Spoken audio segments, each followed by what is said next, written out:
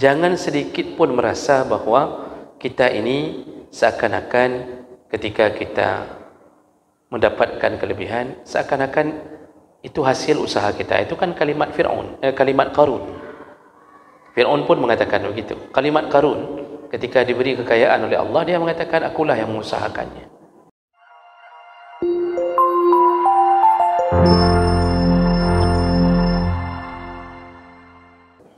Assalamualaikum warahmatullahi wabarakatuh.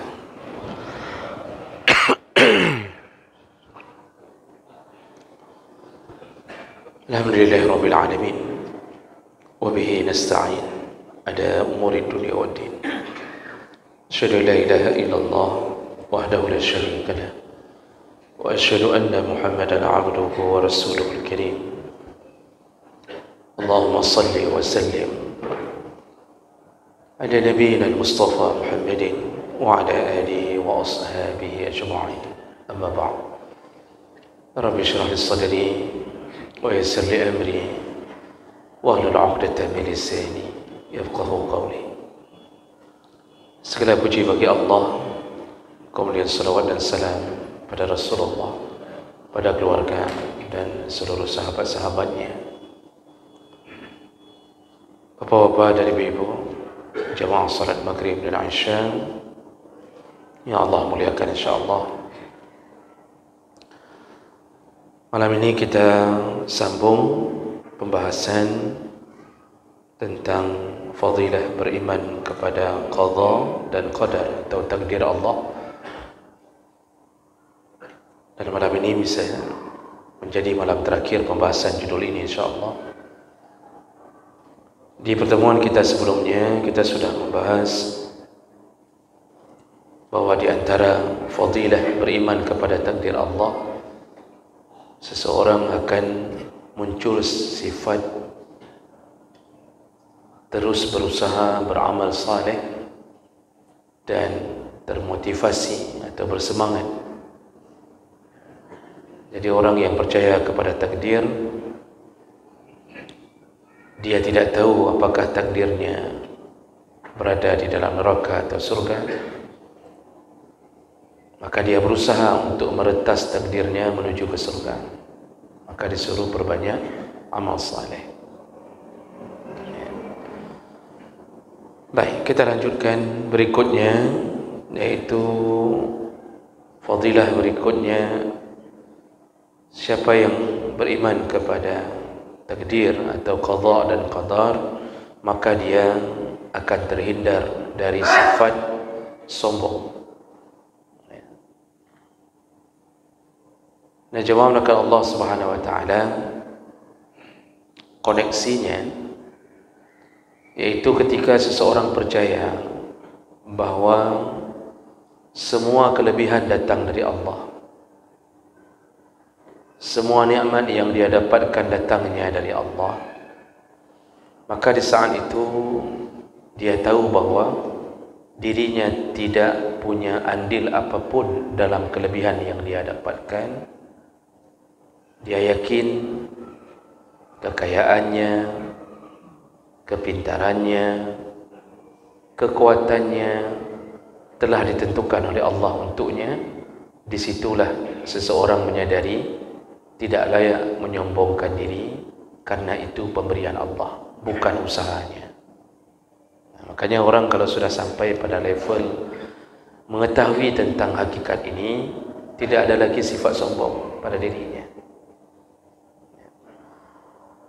Allah Subhanahu wa taala menyebutkan dalam surat Al-Hadid ayat 22 dan 23, ma asaba min musibatin fil ardi wala fi anfusikum illa fi kitab min qabli ay nabra'aha.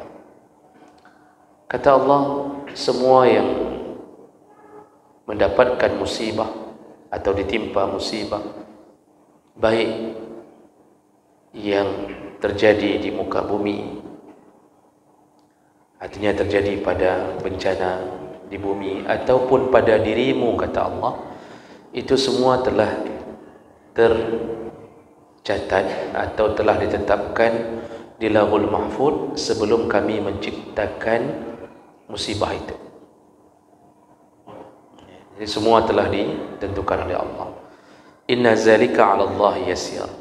Bagi Allah mudah sekali untuk melakukan itu. Likai la ta'sau 'ala ma fatakum. Dan tujuan Allah berikan itu agar engkau jangan terlalu berduka cita di atas apa yang menimpa dirimu atau yang kehilangan dari dirimu.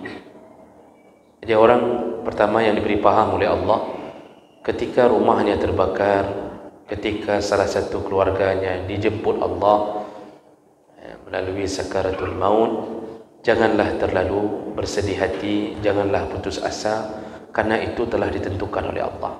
Jadi bukan karena kelalaiannya. Kita akan kadang-kadang sering menyalahkan orang di atas musibah yang kita terima. Kita suruh bawa anak kita ke sekolah dengan becak, lalu kecelakaan, lalu kita salahkan tukang becak. Allah mengatakan, janganlah engkau merasa kehilangan di atas apa yang Allah takdirkan kepadamu. Berarti memang hari itu kalau tidak dibawa sama tukang becak itu, dibawa sama yang lain, tetap akan dijemput oleh Allah. Itu yang pertama yang Allah ingin katakan. Lalu Allah sambung, wala tafrahu bima atakum. Dan tujuan Allah menetapkan takdir kelebihan bagi seseorang agar engkau tidak terlalu berbahagia atau bergembira di atas nikmat yang Allah beri kepadamu. Jadi semua Allah tetapkan. Yang dapat musibah, jangan terlalu sedih kerana datang dari Allah. Yang dapat nikmat, jangan terlalu berbangga-bangga, jangan terlalu bergembira, karena nikmat itu juga datang dari Allah, bukan engkau yang mengusahakannya. Jadi jangan sombong, kata Allah. Wallahu la yuhibbu kulla mukhtalin fakhur. Allah tidak suka kepada orang yang sombong lalu membangga-banggakan diri. Nah jemaah, maka Allah SWT, ini peringatan Allah yang pertama. Jadi apapun yang kita dapatkan, jangan terlalu euforia di atas apa yang Allah beri, karena Allah tidak suka dengan orang-orang yang menyombongkan sesuatu yang datangnya dari Allah. Kemudian dalam ayat yang lain, dalam surat Al-An'am ayat 165, Allah mengatakan, wa huwa allazi ja'alakum khala'ifal ard wa rafa'a ba'dakum fawqa ba'din darajat liyabluwakum fima atakum inna rabbaka sari'ul iqab wa innahu laghafurur rahim. Allah mengatakan, dialah yang menciptakan engkau sebagai khalifah di muka bumi, wa rafa'a ba'dakum fawqa ba'din darajat. Lalu Allah angkat derajat di antara kalian yang lebih tinggi daripada yang lain. Jadi Allah lebihkan satu kaum, Allah rendahkan kaum yang lain. Maka yang dapat kelebihan itu sebenarnya ujian bagi mereka. Nah, ini maksud Allah, Allah lah yang menentukan kelebihan itu. Yang tampan Allah yang beri, yang jelek pun Allah yang beri. Itu maksud Allah. Allah angkat satu derajat. Yang punya jabatan tinggi, Allah yang beri. Yang diberi ilmu tinggi, Allah beri. Itu ketentuan Allah. Jadi Allah ingin buka dulu mata kita untuk merasa diri bahwa kita ini hamba. Kita tidak punya daya dan upaya untuk menaikkan diri kecuali Allah yang memberi. Dalam ayat yang lain, Allah Subhanahu Wa Taala mengingatkan orang-orang yang menyombongkan amal salehnya dengan perkataan, yaitu surat Al-Hadid ayat 29, wa annal fadla biyadillah yu'tihi man yasha. Semua kelebihan yang kau terima itu semuanya datang dari tangan Allah. Allah memberinya kepada siapapun yang Dia sukai. Wallahu dzul fadlil azim. Milik Allah lah segala keagungan dan kelebihan yang agung. Di sini Allah ingin ingatkan bahawa apapun yang kita dapatkan itu Allah yang kasih. Allah beri kepada orang yang Dia sukai. atau yang dia inginkan, tentu punya tujuan. Lalu dalam ayat yang lain Allah Subhanahu wa taala menyebutkan ma yaftahillahu lin-nas min rahmatin fala mumsika laha wa ma yumsiku fala mursila lahu min ba'dihi wa huwal azizul hakim. Surah Al-Fatir ayat 2. Yaitu di antara rahmat Allah yang dianugerahkan kepada manusia, maka kalau itu sudah dipilih manusia yang dapat anugerah, fala mumsika laha, tidak ada yang bisa menahan anugerah itu. Kalau dia ditentukan menjadi orang yang dimuliakan oleh manusia lain, tidak ada yang bisa menjegalnya, tidak ada yang bisa menahan anugerah Allah kepadanya. Wa ma yumsik fala mursila lahu, dan apabila Allah ingin menahan, maka tidak ada yang sanggup untuk mengirimkannya atau melepaskannya. Jadi semua sudah di dalam ketentuan Allah. Jadi jemaah melakukan Allah Subhanahu wa taala, ayat-ayat tadi menerangkan tentang hakikat orang dapat nikmat karunia itu bukan karena dia hebat, tapi karena diberi oleh Allah. Oh, kita mendapatkan kelebihan dari satu sisi, bisa jadi kita lemah di sisi yang lain. Satu sisi itu siapa yang beri? Allah Subhanahu wa taala. Tidak ada yang sempurna diberikan Allah semua perkara untuknya, kecuali pasti diberikan kekurangan bersamanya. Ada hadis Nabi SAW yang menyebutkan bahawa pintar dan bodoh pun itu ditentukan oleh Allah. Orang yang pintar, cerdas, dan orang yang bodoh, itu ternyata adalah bahagian daripada takdir Allah. Hadis riwayat Muslim dengan derajat yang sahih, an Taus annahu qala adraktu nasan min ashabi Rasulillah sallallahu alaihi wasallam yaqulun kull syai'in biqadar.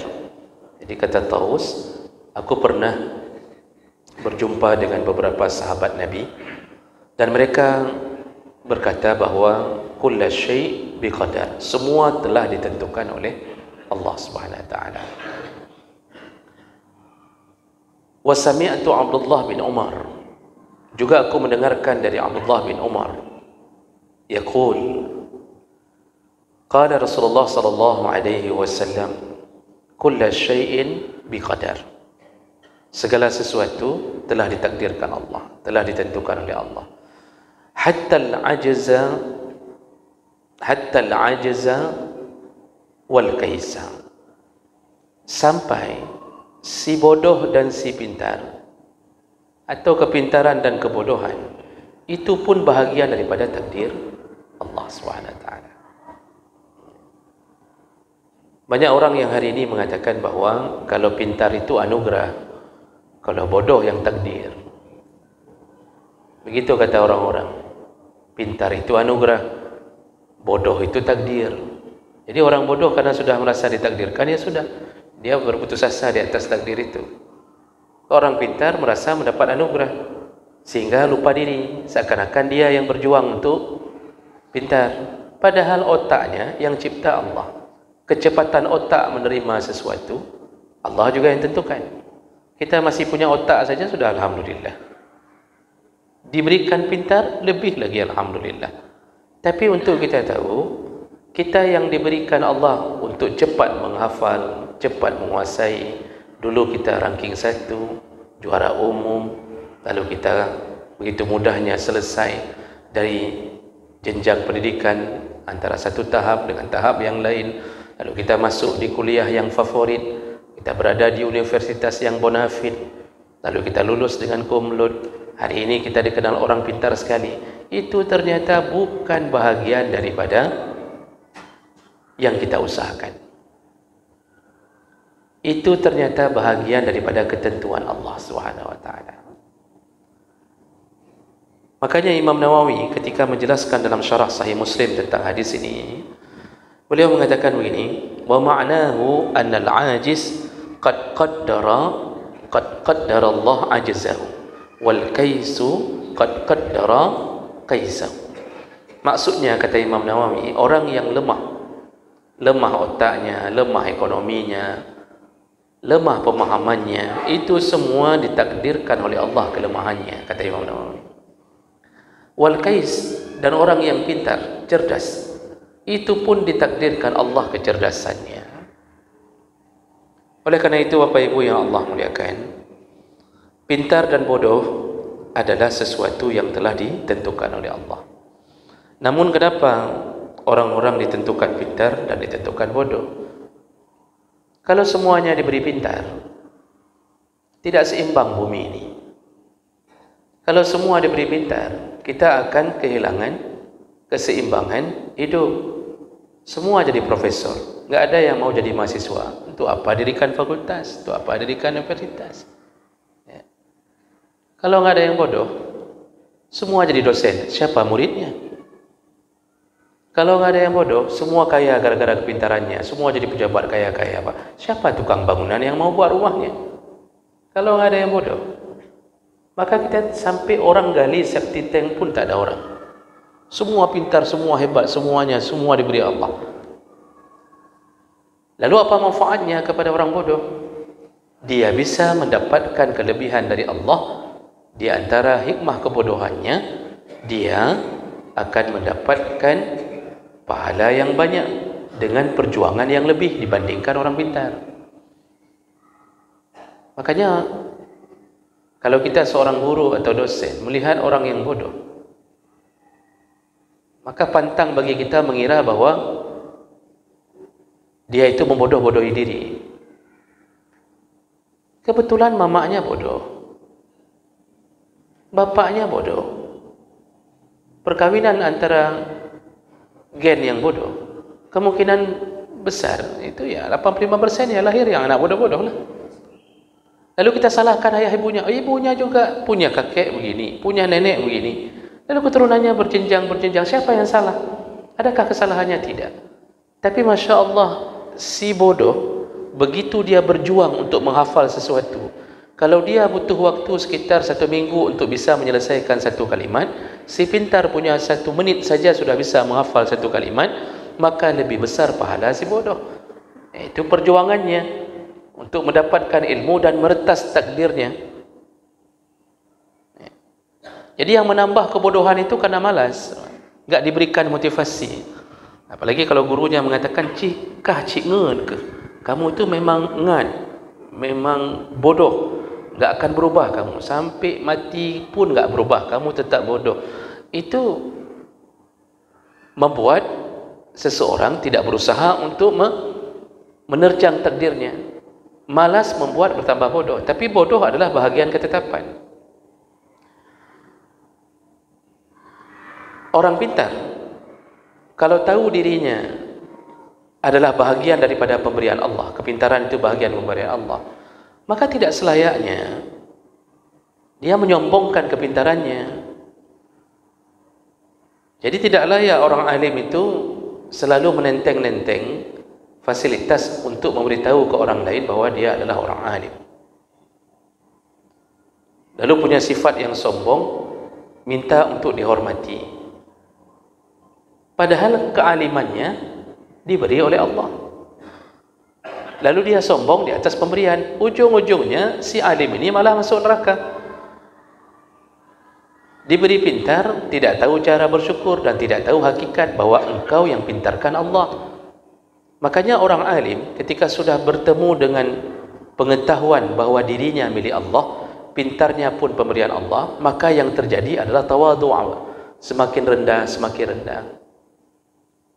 Yang buat Imam Syafi'i contohnya, yang buat Imam Syafi'i pintar itu apakah usahanya? Tidak, Allah yang memberikannya. Di antara sekian ratus banyak orang atau sekian ribu orang, tiba-tiba muncullah satu cahaya di kota Baghdad waktu itu, sempat beliau belajar pertama, ya, dikenal di mana-mana. Imam Syafi'i masih muda, umur 18 tahun sudah jadi mufti, ya, bisa menjawab berbagai masalah, hafal Quran, hadis pun luar biasa, sehingga dikenal dengan julukan Nasirus Sunnah, penolong sunnah. Dan beliau bisa menghafal dengan cepat, sampai ada satu riwayat yang menyatakan kalau Imam Syafi'i pergi dari rumahnya menuju ke tempat gurunya, dia lewati pasar. Kalau dia tidak menutup telinganya, maka semua percakapan orang di pasar itu dia hafal. Begitu dalam manaqib Imam Syafi'i. Siapa yang beri itu? Allah Subhanahu wa taala. Sombongkah beliau? Tidak. Beliau tidak pernah menyombongkan diri. Kenapa? Karena beliau tahu hakikat ini pemberian Allah. Orang pintar hari ini baru lulus S1 saja, baca Quran saja kadang-kadang masih meraba-raba, banyak kelemahan di bidang yang lain. Diumumkan ijazahnya kumlot, itu sombongnya minta ampun. Merasa bahwa dia sudah pintar, padahal banyak sekali kepintaran orang yang melebihinya. Maka orang pintar kalau tahu dirinya adalah bahagian daripada anugerah, tidak layak menyombongkan diri dan tidak perlu berharap-harap dihormati orang, tidak perlu. Orang yang hormat kepada orang alim, dia dapat pahala beradab kepada orang alim. Tapi orang alim yang minta untuk dihormat-hormati, malah itu menjadi perbuatan yang menimbulkan kesombongan dan itu berujung dosa, ujung-ujungnya haram surga. Rasulullah sallallahu alaihi wasallam menyebutkan la yadkhulul jannah, tidak akan masuk surga orang yang man kana fi qalbihi misqala habatin minal kibr, tidak akan masuk surga orang yang di dalam hatinya ada sebesar biji sawi dari kesombongan. Ini kan penyakitnya orang alim. Jadi begitu dikenal alim, paham, bisa baca kitab, sudah dinaikkan ke mimbar, diizinkan berbicara di depan khalayak ramai, apalagi kalau tahu bahwa orang terpana dengannya, suka dengannya, lalu kemudian dia sudah mulai merasa harus dihormati. Kalau ketemu di jalan, kalau disapa, di klekson, enggak mau balas klekson. Kenapa? Ana adab, kata dia. Ana adab apa saya klekson lung? Modeh kan talum, kata dia. Di klekson saja dia marah. Apalagi kalau sampai tidak, kalau bertemu sampai tidak dicium tangannya, merasa hatinya seakan-akan kok enggak hormat ni. Ini kok satu dua orang enggak cium tangan.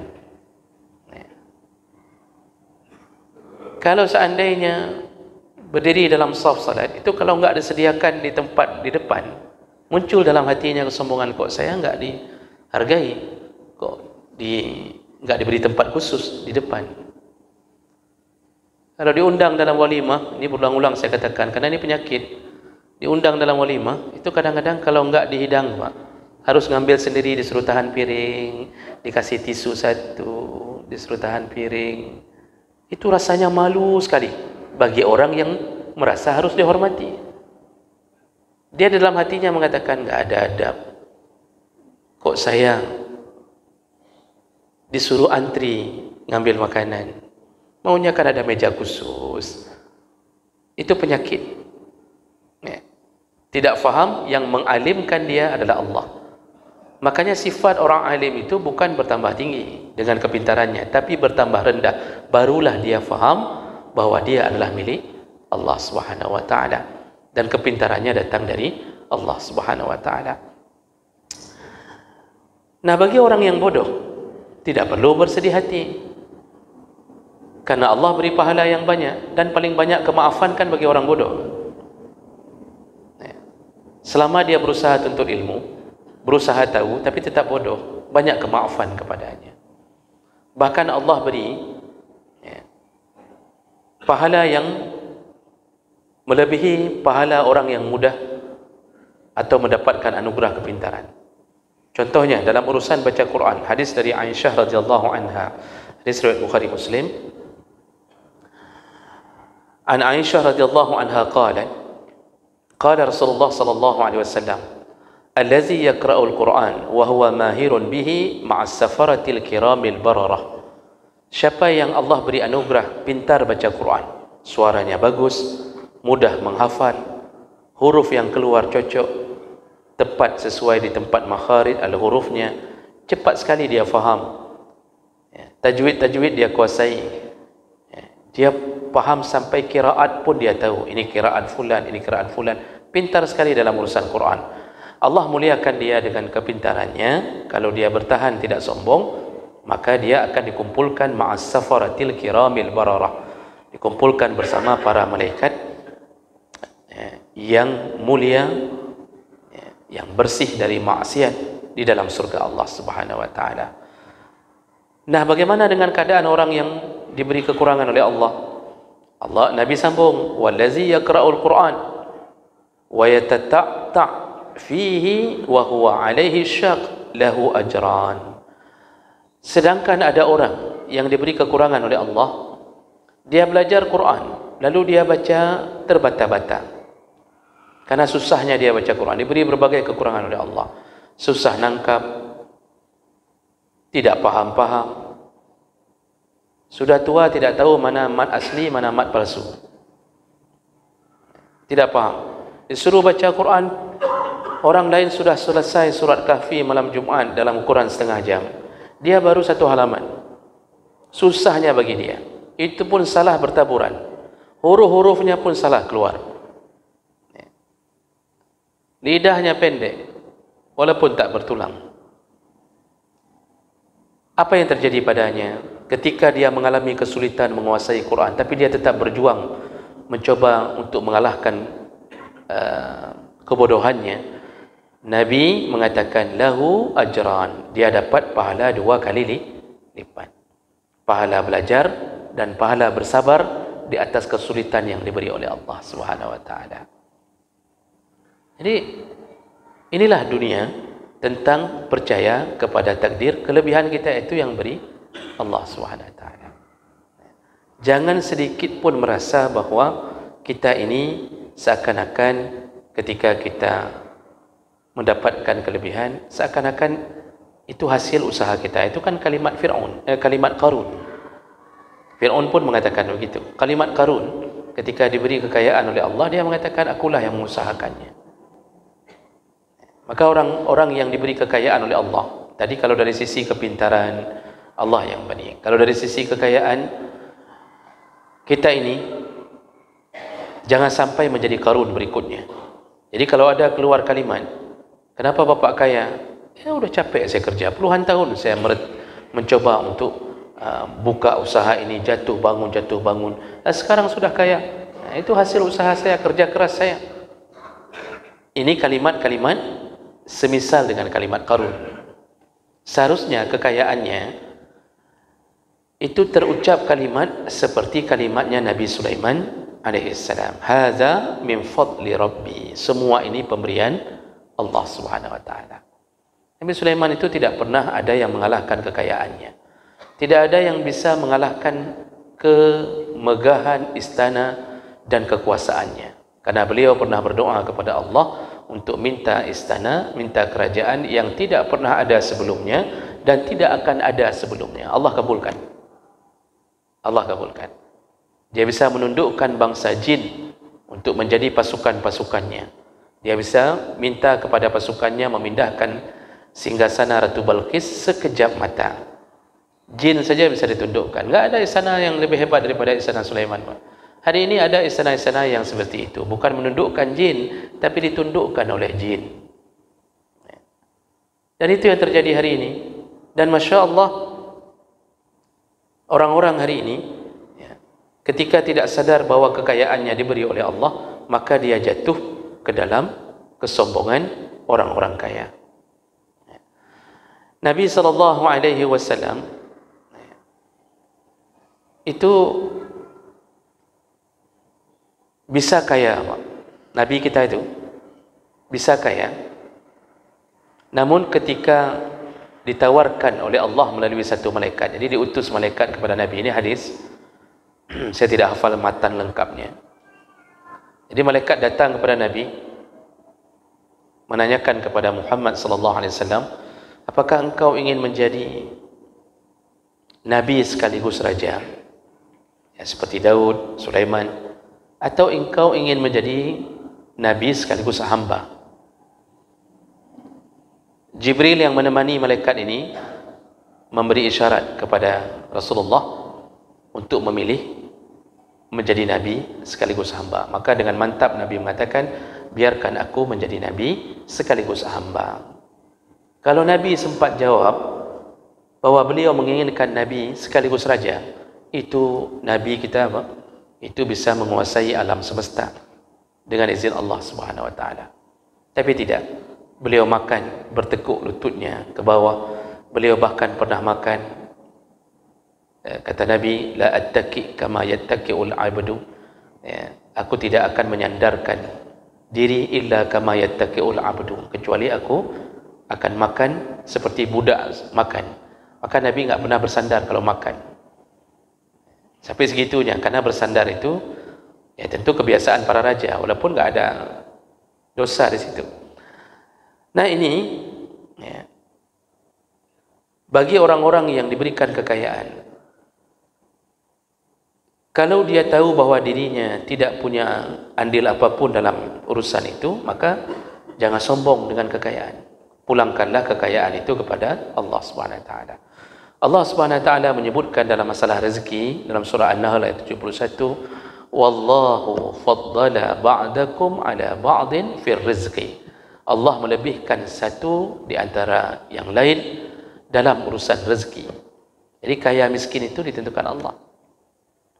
Dalam ayat yang lain Al-Ankabut ayat 62, Allah menyebutkan Allahu yabsutur rizqa liman yasha min ibadihi wa yaqdiru lahu. Allah melapangkan rezeki dari hambanya siapa yang diinginkan, wa yaqdiru lahu, dan Allah juga menyempitkan bagi yang diinginkan. Jadi yang kaya ketentuan Allah, yang miskin ketentuan Allah. Si kaya kalau bersyukur masuk surga dengan pemberian itu, si miskin dengan sabar masuk surga dengan anugerah yang dia dapatkan. Jadi jemaah melakukan Allah Subhanahu wa taala, percaya kepada takdir akan membuat kita merasa lemah di hadapan Allah, sehingga tidak muncul sifat sombong apapun kelebihan yang kita dapatkan. Tadi orang pintar merasa bahwa dirinya pintar. Ukuran pintar hari ini dikira orang adalah pintar karena banyaknya, karena hebatnya dalam pelajaran. Kan itu ukuran pintar hari ini, Pak. Jadi dianggap orang pintar kalau nilainya tinggi. Itu pintar. Dia bisa kuasai dengan cepat pintar. Padahal hakikat pintar, Nabi enggak pernah mengatakan orang pintar itu adalah orang yang cepat menguasai sesuatu, matematika, kimia. Jadi orang pintar itu kan hari ini indikasinya pintar otak.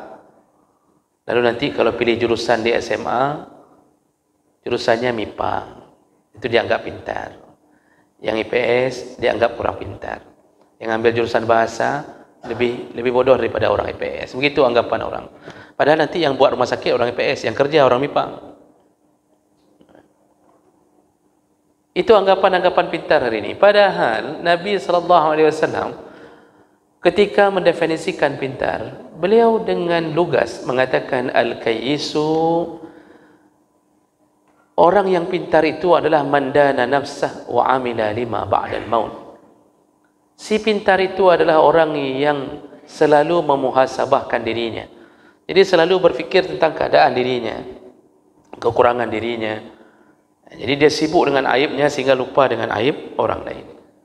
Dia tidak disibukkan dengan keadaan kelebihan yang orang terima. Dia disibukkan dengan apa yang dia belum selesaikan dari tugas Allah. Itu pintar. Jadi muhasabah diri itu orang pintar. Lalu yang kedua indikatornya adalah wa'amila lima ba'dal maut. Selalu mempersiapkan kematian. Jadi ciri orang pintar itu dua. Dalam hidup selalu introspeksi diri. Lalu yang kedua selalu bersiap-siap untuk mati. Itu pintar. Jadi pintarnya orientasinya akhirat. Itu pintar. Kekayaannya dia bawa ke akhirat. Ini pintar. Jadi punya banyak uang, Pak. Buat apapun yang bisa dia lakukan. Dia tolong sana, tolong sini, wakaf sana, wakaf sini. Ketika ditanya itu apa? Persiapan akhirat. Itu pintar. Jadi bukan pintar yang model-model kutu buku tadi. Itu hanya bahagian kecil. Kalau itu dibuka jembatan itu, seharusnya orang pintar menuju ke arah orang yang lebih bermanfaat. Hari ini yang kami alami sendiri, mahasiswa-mahasiswa yang pintar malah banyak yang tidak salat. Jadi kalau pelajaran Masya Allah, tapi salat pun enggak ada. Apakah itu pintar? Bodoh. Dipanggil namanya kumlot, tapi Orangnya baca Quran selama kuliah 4 tahun, 5 tahun atau 4 tahun lah, enggak pernah satu huruf pun terbaca, lalu merasa pintar. Dia enggak pernah persiapkan kematian, tiba-tiba mati. Di mana pintarnya? Mati, bawa ijazah, lalu disiksa dalam kubur. Di mana pintarnya? Sedangkan orang bodoh kebalikannya, orientasinya dunia, punya kekayaan, pikirnya dunia, cuma dalam kepalanya cuma wisata, rekreasi, habiskan uang pada hal yang tidak bermanfaat. Tidak bermanfaat. Jadi kalau buat rumah itu enggak habis-habisnya, enggak mikir ke akhirat, selalu sibuk dengan menghiasi rumah. Di rumah itu macam-macam model. Rak sepatu itu enggak boleh dari plastik, harus dari Jepara. Itu rak sepatu saja. Sepatu-sepatu harus dari Jepara.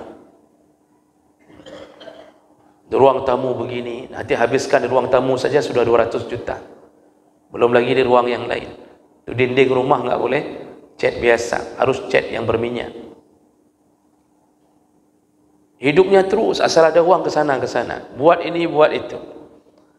Disuruh minta sedekah, minta ganti karpet masjid, dia tidak mau kasih. Tapi kalau untuk rumahnya, seluruh peralatannya dia ganti dengan peralatan-peralatan yang hebat. Ini orang bodoh. Enggak ada persiapannya sedikit pun menghadapi kematian. Itulah si bodoh dan si pintar. Jadi apa yang kita fikirkan selama ini ternyata tidak sesuai dengan apa yang Nabi SAW sebutkan.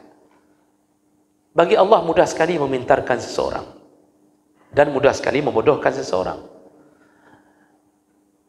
Dulu ada salah seorang sahabat Imam Syafi'i, muridnya, yaitu Imam Rabi', Sulaiman bin Rabi' atau Rabi' bin Sulaiman, lupa saya antara dua nama itu.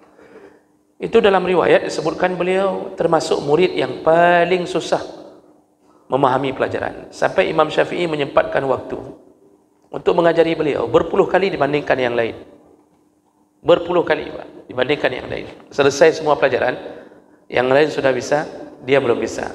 Didatangi oleh Imam Syafi'i, diajarkan lagi. Dia butuh waktu bertahun-tahun, belasan tahun untuk menguasai. Yang lain sudah jadi murid-murid yang paling hebat. Tapi karena keuletannya, keteguhannya, ini imam ini, kemudian ternyata dialah yang mensyarah kitab-kitab Syafi'i. Walaupun murid-murid yang lain ada yang mensyarah, dia paling banyak mensyarah kitab-kitab Imam Syafi'i. Berubah jadi pintar. Bagi Allah mengubah itu mudah. Ya. Dan itu hak Allah. Cuma Allah melihat juga kita ini ada usaha atau tidak. Lalu di antara bukti bahawa Allah yang memberikan kepintaran, itu kata Nabi setiap 100 tahun sekali Allah akan munculkan orang yang akan menjadi penegak agama, dan tentu dibarengi dengan fasilitas, iaitu kepintaran. Maka dalam riwayat Abu Dawud Al-Hakim dinyatakan sahih oleh banyak ulama hadis dari Abu Hurairah, Rasulullah mengatakan begini, innallaha yab'asu li hadhihi al-ummah ala ra'si kulli mi'ati sanah man yujaddidu laha dinaha. Allah Subhanahu wa taala akan membangkitkan bagi umat ini setiap 100 tahun sekali, atau di akhir 100 tahun akan muncul mujaddid yang akan menegakkan agamanya, jadi memperbaiki lagi agama. Dan fasilitas pertama adalah kepintarannya. Maka ketika diatur orang-orang di setiap abad, ya, itu diatur kepintaran orang di 100 tahun sekali, Pak. Walaupun ada perbedaan antara ulama-ulama itu para ulama banyak yang mengatur di abad kedua setelah abad Nabi. Abad kedua itu muncul Imam Abdul Aziz, Umar bin Abdul Aziz. Itu manusia pintar, hebat, dia tegakkan agama. Lalu muncul berikutnya Imam Mazhab.